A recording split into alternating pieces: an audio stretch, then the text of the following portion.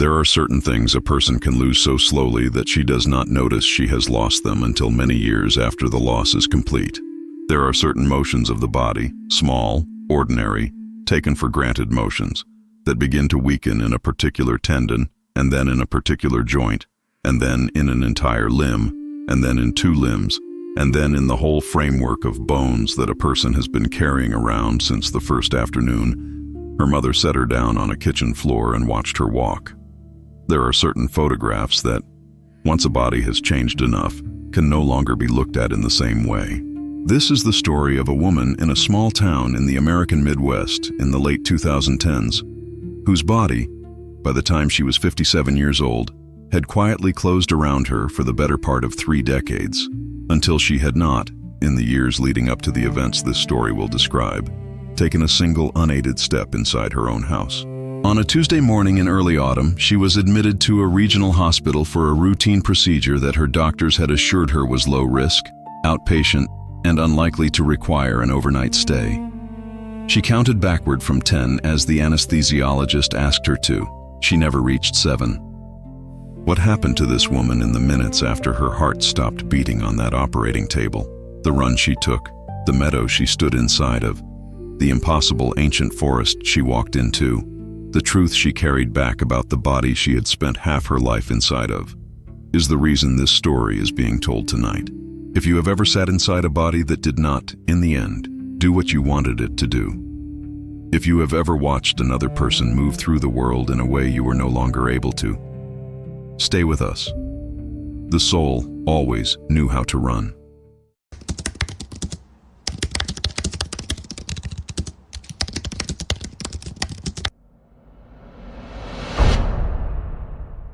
She was, by the autumn of her 57th year, the kind of woman who had stopped expecting her body to surprise her.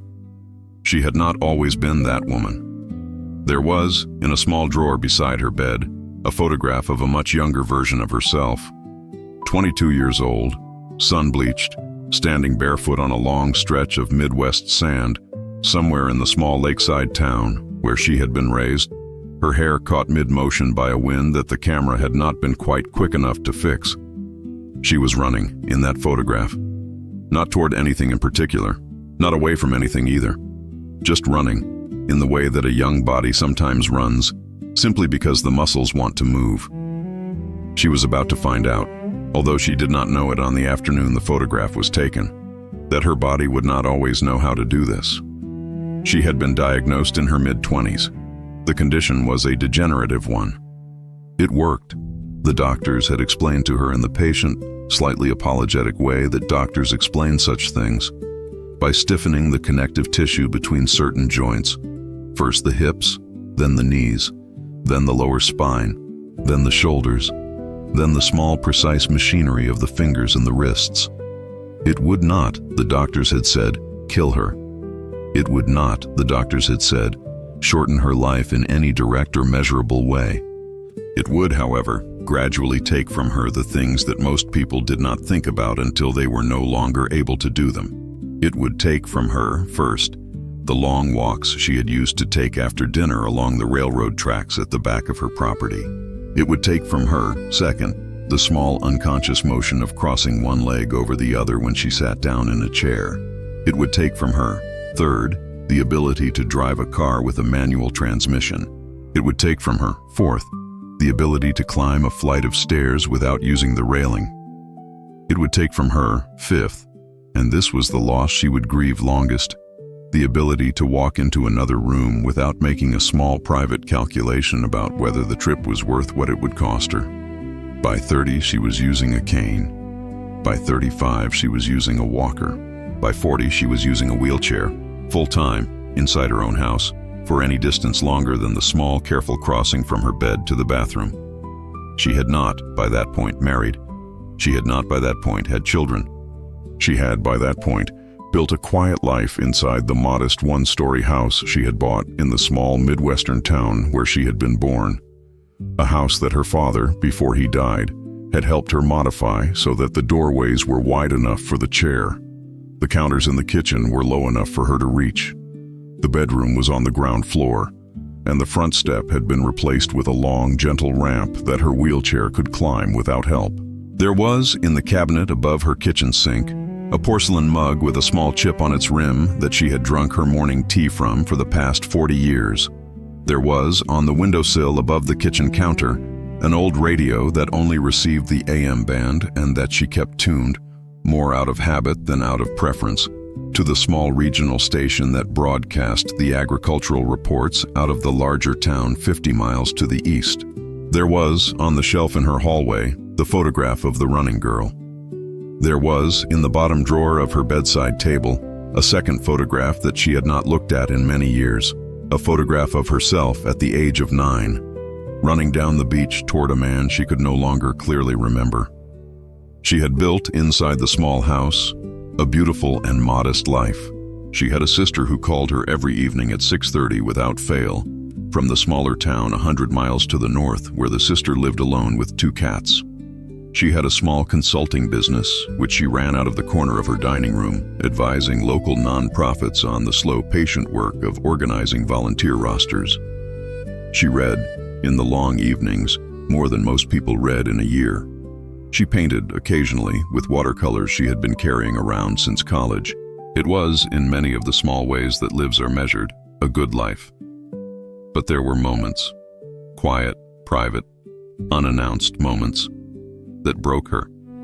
There were moments like the late afternoons when she would see a child sprinting down the sidewalk past her front window, arms pumping, joy radiating from every motion, and she would have to look away from her own window for a while afterward. There were moments like the long evenings when she would open the small drawer beside her bed and find the second photograph, the one of the 9-year-old girl running on the beach, and she would touch it very gently with the tip of her index finger, the way a person might touch the face of someone she had loved very much who had died. There were moments like the recurring dream that had followed her, for as long as she could remember, into every season of her adult life. The dream in which she was, simply and without explanation, running. She would wake up from those dreams crying. Not from grief exactly. From something that did not, in the language she knew how to use, have a name. A few months before her 57th birthday, her primary doctor called her with the recommendation of a procedure. It was, he assured her, a minor one. It would relieve, he said, some of the chronic pressure that had been building in her lower spine for the past several years. Pressure that had begun, in the past 18 months, to produce a particular kind of pain in the small of her back that her usual medications were no longer quite managing. It was an outpatient procedure. She would arrive in the morning. She would be home by the afternoon. The risk profile, he said, was low. She had been through more serious surgeries before. She knew the drill. She had her sister drive down from the smaller town to the north the night before, so that someone would be in the house with her when she returned that afternoon and could help her settle. The sister arrived with a small bag of groceries, chicken broth, soft bread, the kind of tea their mother had used to keep in the cabinet, and made them both a quiet dinner. They watched for a while, a slow program about gardening on the public television station. They went to bed early. In the morning, the sister drove her to the hospital. It was, in the way that small regional hospitals in the American Midwest can sometimes be, a building she had a familiar and uncomplicated relationship with. It was the hospital where she had been born. It was the hospital where her father had died. It was the hospital where her mother, several years before that, had spent the last 6 weeks of her own life on a quiet ward at the back of the 3rd floor. It was a place she had been visiting, in one form or another, for 57 years. She did not, on the morning of the procedure, feel afraid. She felt, if anything, a small private hope that she did not, by the strict rules of her usual realism, allow herself to fully articulate. The hope was that she would wake up afterward and find that, in the 4 or 5 hours she had been under, something inside her had loosened just enough that she could feel her toes again. She had not, she would later realize, taken seriously how unlikely that hope was. They wheeled her into the operating room at 9:17 in the morning. The anesthesiologist was a soft-voiced woman in her late 30s who had explained the procedure to her in the pre-op room with the kind of patient attention that anesthesiologists, when they are good at their job, will sometimes offer to nervous patients. The surgeon was a man in his 60s whom she had met twice before. He greeted her warmly through his mask. He told her, in his quiet professional way, that they were going to take very good care of her. The lights overhead were sharp and clinical. She looked up at those lights, the way she had once been told as a child a person might look up at stars, and she thought, for a small, unbidden second, about the dream where she was running.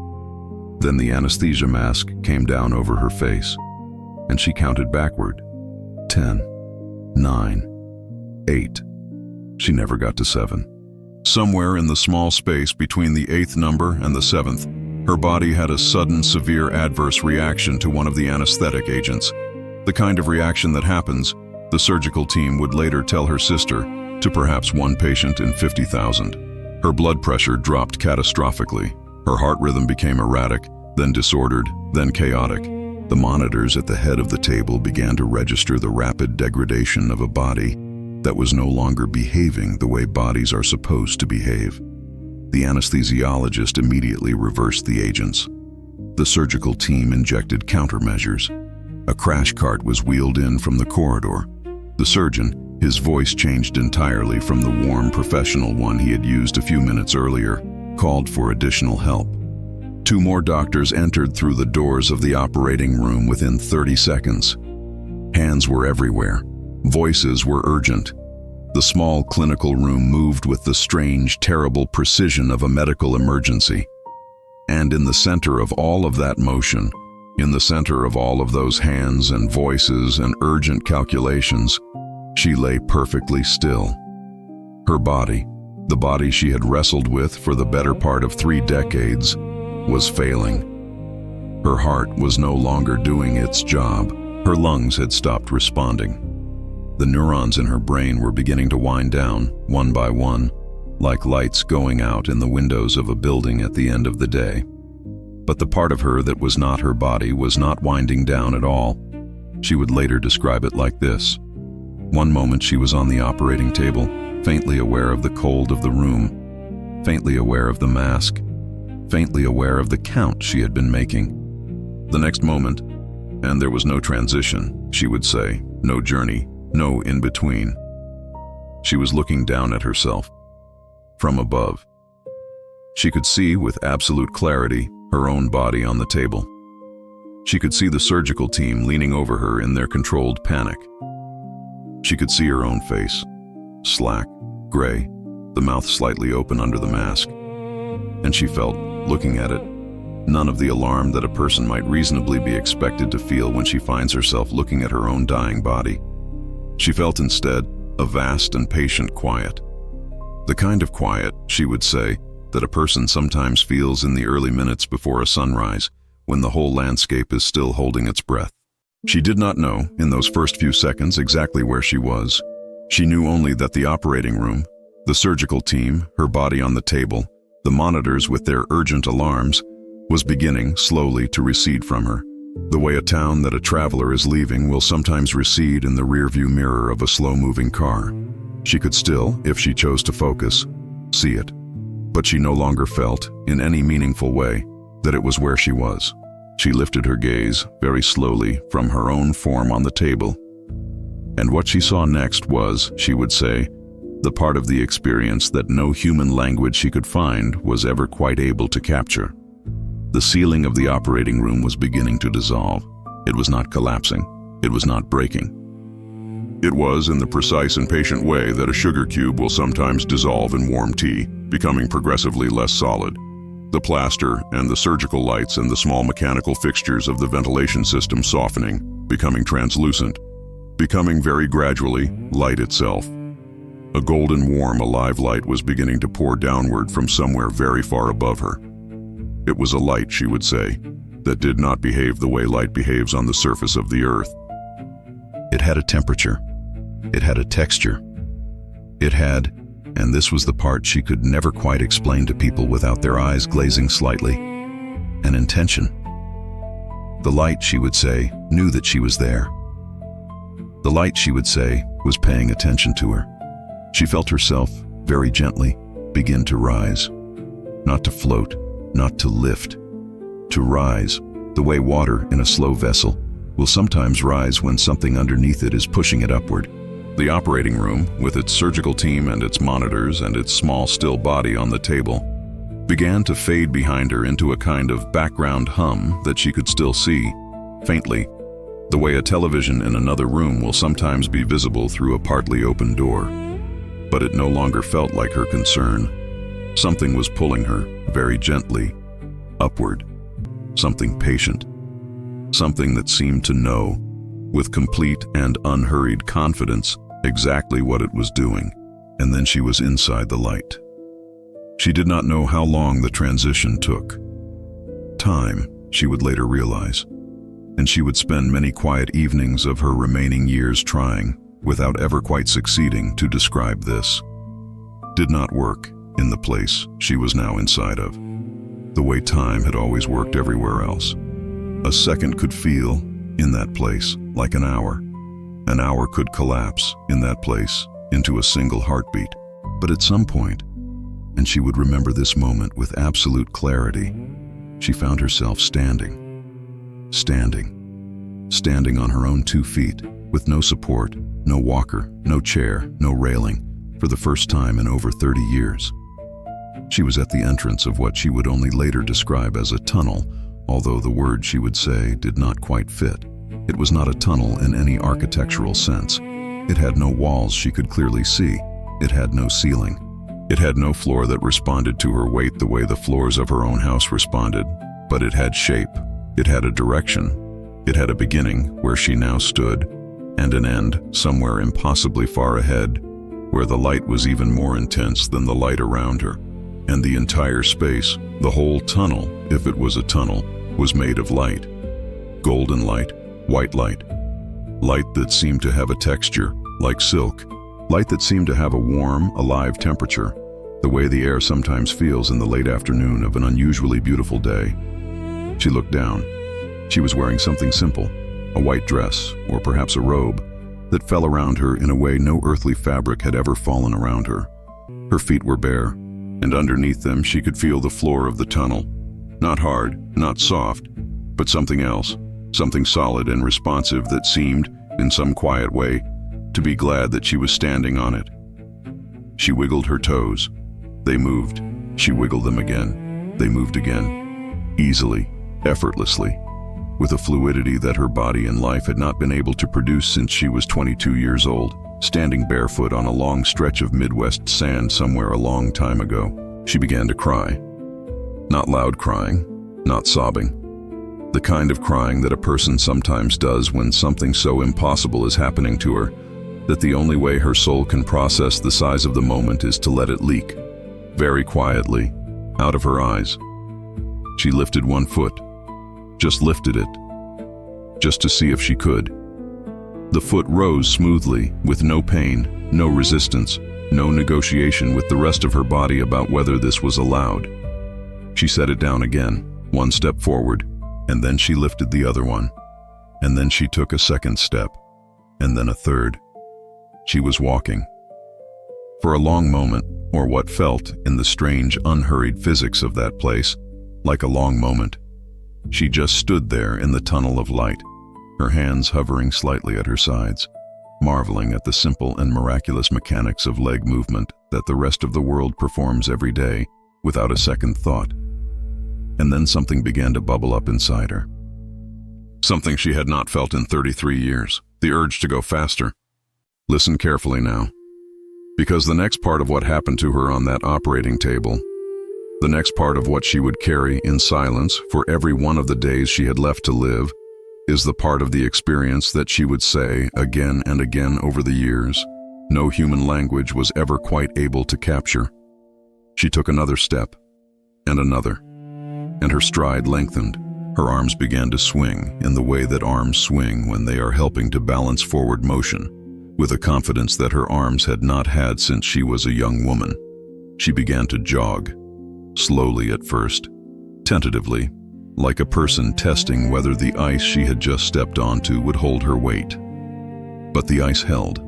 The luminous floor of the tunnel responded to her feet with patient, alive, almost reverent attention. Her legs responded to her intentions without negotiation, without consultation, without the small, careful checks that her body had been requiring of her for so many years. Her lungs filled with whatever the air of that place was, and they emptied, and they filled again, and they emptied again.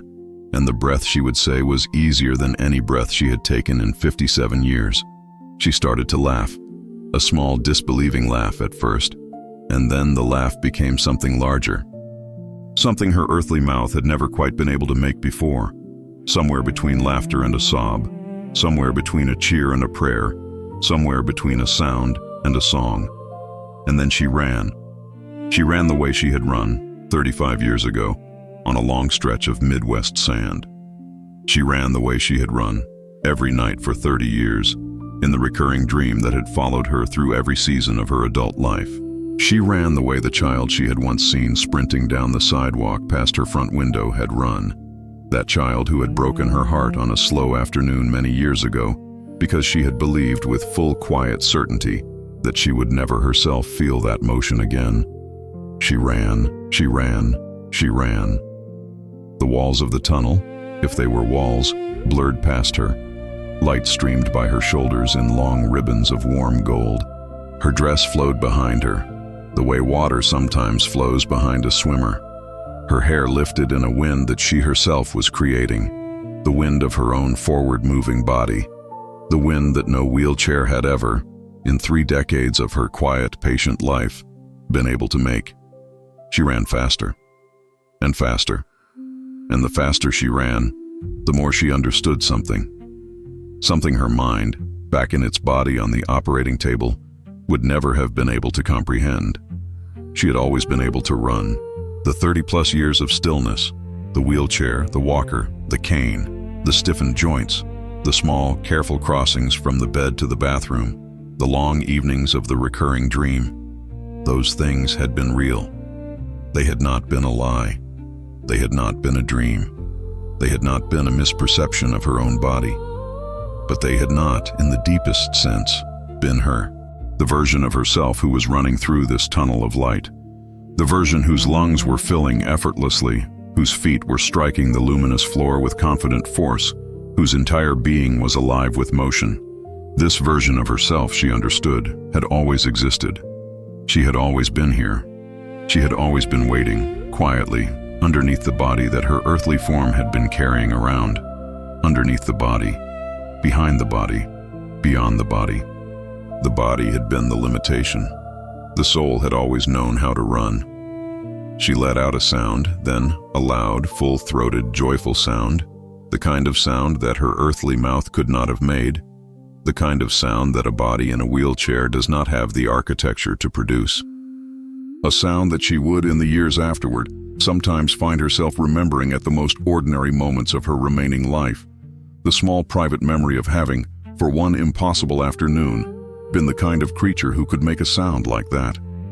Up ahead of her, the end of the tunnel was beginning to widen. The light was changing. It was no longer just the warm gold of the corridor. There were hints of color now. Green, distant green, the green of grass, the green of leaves, and a suggestion, somewhere far ahead, of an open sky. She ran faster. Whatever was at the end of this tunnel, wherever this passage was leading her, she did not in that moment want to slow down. She did not in that moment want to stop. She did not in that moment want to do anything except keep running, keep moving, keep proving to herself that this miracle was, in fact, real. The end of the tunnel came toward her the way the sea sometimes comes toward a swimmer. She burst through it without slowing, and the world opened. She was running across a field of grass, but not grass in the way that she had ever known grass. Every blade of it was vivid. Every blade of it seemed to be lit, very gently, from somewhere inside itself. The green of it was not the green of a summer lawn in the small Midwestern town where she had lived her quiet life. It was the green that the color green is, she would say, when no human eye has ever dulled it with familiarity. The green that grass is, in some sense, supposed to be, in some country where grass has not yet been seen. Above her, the sky was something out of a golden hour photograph that had been left to glow for eternity.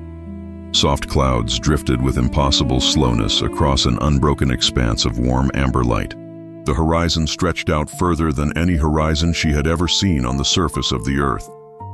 Further than the ocean, further than the great long highways of the western states, further than the curve of the planet would have allowed if she had still been on the planet. Wildflowers bloomed all around her. Colors she did not have words for. Yellow that was not quite yellow. Blue that was somehow also silver. Pink so pure that it made her eyes water. She kept running for a few moments just to feel the grass beneath her bare feet, just to feel the wildflowers brushing against her ankles, just to feel the warm, alive air of that impossible meadow filling and emptying her lungs. And then, gradually, gently, the way the body sometimes knows to slow even when the mind is not yet ready, she began to slow. She came to a stop, standing in a meadow that stretched on forever. For the first time since she had risen from her body in the operating room, she felt the urge to be still. Not because she was tired. She was not tired. She would learn later that tired was a thing only bodies could feel. But because something in that place was asking, very gently, for stillness. She turned slowly in a circle. 360 degrees of impossible landscape.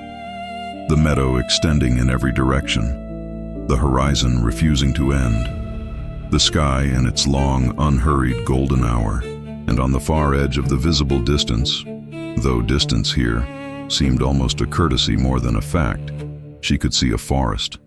Ancient trees so old that their bark seemed to glow, very softly, with whatever life was inside them. She raised her hands up slightly, the way a person might raise her hands to feel for a rain that had not yet started falling, and she could feel the air of that place. The air, she would say, was alive. Every breath she took, in that meadow, filled her with something that was not just oxygen, something that had purpose, something that she would struggle, in the years afterward, to find a way to describe this, seemed somehow to love her. She reached down and touched a wildflower. The flower bent gently under the tip of her finger, and as she released it, a small puff of glowing pollen rose into the air, drifted upward for a long, unhurried moment, and dissolved into the warm amber light. She laughed quietly. A small, intimate, private laugh. The kind of laugh that a person sometimes makes when she discovers something tender and impossibly beautiful that was, very clearly, meant only for her. She began to walk, slowly now, toward the forest. Every step was deliberate. Every step was savored. She was no longer running. There was in this place nowhere she needed to run to. As she walked, she felt, and she would, in the years afterward, struggle longer to describe this than any other part of what had happened to her. That she was being witnessed. Not watched, witnessed. In the way that a beloved child is sometimes witnessed by a parent who already knows her entirely and has been waiting, with absolute patience, for her to come home. The forest, when she reached it, was unlike any forest she had ever known on the surface of the earth. The trees were massive, wider at their bases than the small one-story house she had lived in. Their bark pulsed with soft inner light. Their canopies rose so high that she could not, when she tilted her head all the way back, see where they ended. Golden beams of light streamed down through their branches in long, slow shafts that looked solid enough to touch. She walked very gently into the forest, and the forest received her. It was here, beneath those ancient luminous trees, that she would understand the lesson that had been waiting for her, in some quiet way, for the whole of her earthly life. She stopped walking. She looked down at her own hands, and for the first time, she really looked at them, not as the hands of her younger self, although they did, in some quiet way, look young. Not as the hands of the woman she had been before the wheelchair, although they did, in some quiet way, look strong. She looked at them as if she had never quite seen hands before, the way a newborn baby might examine her own small fingers and not yet understand that they belonged to her. Her hands were not stiff. Her knuckles were not swollen. The fine motor control that she had lost gradually, over the past 30 years, was completely and effortlessly restored. Her fingers moved like the fingers of someone who had never known what it meant to fight her own body. She looked down at her legs. Her legs, beneath the white dress, were the legs of someone who had been running, perhaps, for years. Not bulky, not muscular in any showy way. Just alive, just capable, just the kind of legs that knew, without being asked, how to do what legs are supposed to do. And in that moment, under the ancient luminous trees of a forest that should not, by any earthly understanding, have been able to exist, she understood something. Something that she would carry, in silence, for the rest of her time on the surface of the earth. Her disability had never been her. The stiffened joints, the locked spine, the body that had failed her for over half of her life. Those things had been a covering, a garment, a temporary shape she had agreed, somewhere, somehow, before the beginning of the small life she could remember, to wear. Not a punishment, not a curse, not even, exactly, a tragedy, a garment. And underneath that garment, beneath the wheelchair and the medications and the slow, patient surrender of physical motion, the real version of her had always been here, standing in a meadow that stretched on forever, surrounded by ancient trees that glowed with light, whole, free, capable of running, walking, dancing, climbing, capable of anything. The truth was so vast that, for a long moment, she had to sit down. Not because her legs were tired, but because the weight of what she now understood was almost too much to stand inside of. And it was not, she realized, only her. Every limitation that any person, anywhere, had ever carried. Every illness, every disability, every body that had ever failed to do what its owner wanted it to do, every single one of those in the end was just a covering, a garment, a costume worn for a season. Underneath, the real person, the soul, if a person wanted to call it that, was always whole, always free, always capable of more than the body had ever, in the small, careful negotiation of an earthly life, been able to let her be. She stayed in the forest, beneath the ancient luminous trees, for what felt, in the strange, unhurried physics of that place, like a long time. She did not know exactly how she knew that it was time to go back, but she knew. She turned, and in the direction she turned, the tunnel was waiting. The same tunnel she had run through to get here. She walked toward it, slowly. No urgency, no reluctance, just the quiet knowing. As she stepped back into the light of the tunnel, she felt her form, very gently, begin to soften. The forest blurred behind her. The meadow rolled up the way a long scroll is sometimes rolled up at the end of a reading. And then, gently, painlessly, with no transition that she would ever be able to describe, she was opening her eyes on the operating table. A surgeon was leaning over her, asking, with the careful, urgent voice of a man who has just nearly lost a patient, whether she could hear him. Her heart rhythm was on the monitor again, steady, normal, alive. The crisis was over. The complication had been managed. She had been, the surgeon would later tell her sister in the small waiting room, clinically gone for somewhere between 3 and 4 minutes. She nodded weakly. She could hear him. But she could not, in that first long minute back inside her body, speak. Because her mouth was full of something she did not, in any earthly language she had been taught, yet know how to say. She went home the same week. She returned to her wheelchair. She returned to her medications. She returned to the modified one-story house and the porcelain mug with the chip on its rim, and the small consulting business in the corner of her dining room, and the evening phone calls with her sister at 6:30, without fail. But she was, in a way that no one who saw her at the grocery store the following month would have been able to put a finger on, not the same. The body was still limited, but the spell of the body had been broken. She told her sister, late one evening, what she had seen, just once.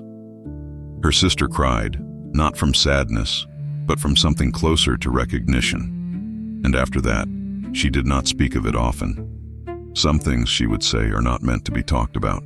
They are meant to be carried. She lived another 19 years. She used a wheelchair for every one of those years. Her body never returned to running, but her eyes, friends would notice in the years that followed, her eyes had a quality they had never quite had before, a quality that was hard to name. A quality that looked sometimes like the eyes of a person who had already been somewhere she knew, with quiet patience, that she would one day return to. If this story moved you, if any part of it reached a corner of your life where you have at any point felt limited, or trapped, or quietly betrayed by the small, careful machinery of your own body, please consider subscribing to the channel. We share these accounts, not to claim certainty about anything that happens on the other side of a hospital monitor, but because a story like this one helps a person remember something she may already have known, in some quiet place, but had forgotten, that the body is not the whole truth, that the version of herself she has been waiting to become is, in some sense, already here, that the soul always knew how to run. If you have lost the use of a part of your own body, or if you love someone who has, please share their name or your own name in the comments below. We read everyone. The soul always knew how to run.